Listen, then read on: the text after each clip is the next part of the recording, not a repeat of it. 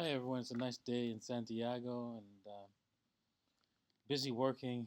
Got a lot of stuff to do, trying to get Pandora's wallet working and stuff like that.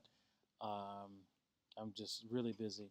But I take some time to watch some videos, and mostly because I want to watch people who have different opinions about Bitcoins. Because if somebody has something useful to say, I want to hear what they have to say about it. Negative, like because you know what, I realize that I'm in a bubble a little bit when it comes to cryptocurrencies, and I want to see somebody put together a valid argument against it. And so far, I've not heard any valid arguments. I've only heard stuff like Ponzi scheme and it's not it's my favorite is that it can't be a currency because you know what, it's very volatile. Okay, I'm going to answer that point that is very volatile, right? We all know that our currency, our current government currency, whether it's Chilean pesos or U.S. dollars or whatever, it's also volatile. It's just you don't see it on an everyday basis because you just use it to buy stuff. And you don't realize that, wait a second, when prices go up, that's the volatility, right? So, I mean, you can say that your dollars or your local currency is not volatile, but it is very volatile. Yes, it's not as volatile as Bitcoin. It doesn't go down like 20% in in an afternoon, right? But here's the thing about Bitcoin. It's a new currency that's booting up, that's allowing people to get in, and it has to distribute those currencies amongst people. And the only way to distribute that currency is through the mining process. And with the mining process, people mine it and then sell it, and somebody else gets it, right? So, and then that person who gets it, right, they might use it to buy something else and so forth, or they might just hold on to it. It's all up to them, right? Now, I get it, right? You're thinking, well, how can I use this as a currency when hey, if I store it and I need to use it tomorrow, I don't know what the price is going to be because I have to pay for my stuff in dollars. That's fine. Guess what? When I save in Chilean pesos and most of my suppliers are in dollars, requires dollars, right? Price moves. So how do I deal with that?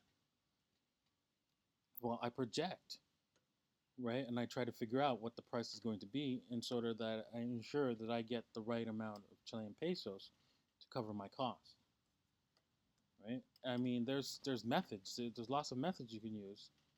Now, I don't think you should use them right now with Bitcoin's current state. Absolutely not. I think you should definitely, whenever a Bitcoin hits a bottom and starts to move up, that's when you start to accumulate. And then once you see a profit, right, that's higher than your buy-in price, that's when you use it as a currency because you've already profited, right? And that's my personal opinion on, hey, you know what? If how do I use this Bitcoin as a currency? Well, you could buy some right now at what is it, $4,000 or something like that. But you're gonna have to wait until you see a profit, right, to convert it to your local currency in order to use it as a currency to purchase whatever products and services that you need. And that's how I see anyone wanting to use Bitcoin as a currency. Because here's the thing, and why should you trust the Bitcoin? Well, there's several reasons, right? I mean, it has a limited supply, and the supply is going down every 4 years. That's being produced by the miners, and also it's got a huge developer community support, and you could purchase a lot of things with bitcoins nowadays. I pretty much purchase all my flights, all my hotels, anything that all my computer stuff, right? Any computer equipment I buy with bitcoins. right? Because obviously, because I've been in this game since it was $1, so my profit is so way out there, right? And then you could take some off the table too, right? So for example, when Bitcoin goes crazy, what you should do, right, is when it's like to, I don't know, 10x from where the last high was, ultimate high was. I think it's time to take some off the table when if that happens again, right? So if Bitcoin passes 20,000 and goes to 200,000, for example, it's time to. I would say you cash out. You take some cash, you hold the cash, and use that cash instead of the Bitcoins, and then you save the other half or whatever, how much you want to save for like what this I'm gonna hodl, right? The hodling, right? So you hodl some and you have cash on the rest, right? And that's how I do it. Now, anyone who thinks Bitcoin is going to zero, right, doesn't understand the system. I mean, it's not really that complicated when you really think about it. It's a ledger with who has what, and no one can cheat the system as it currently is. There's no way to cheat the system. There's no way to create more bitcoins. There's no way to uh, to defraud somebody with their bitcoins other than to steal them directly from that person. And so, why are people so afraid of this asset?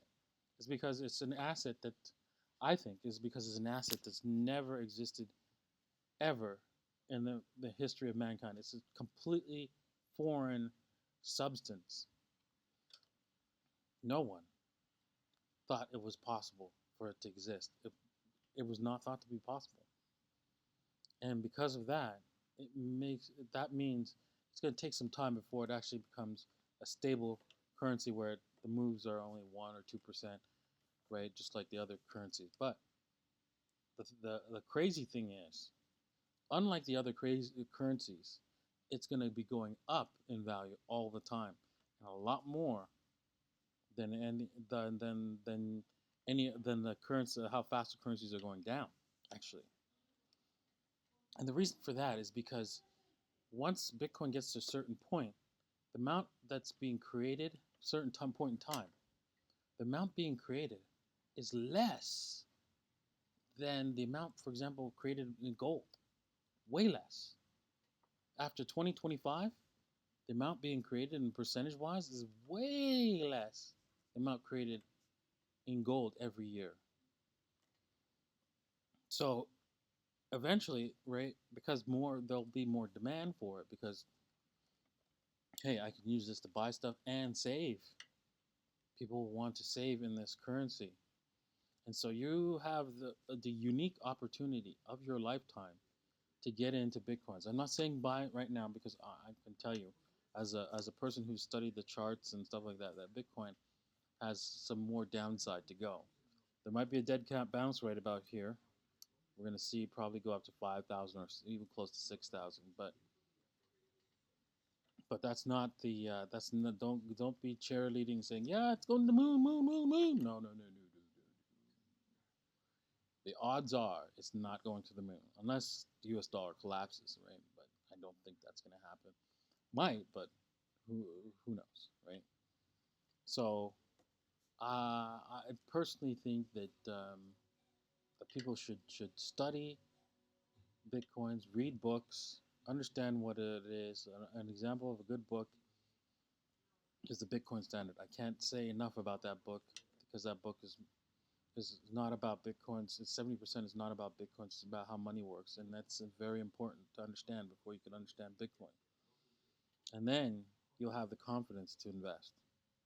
Thanks for watching.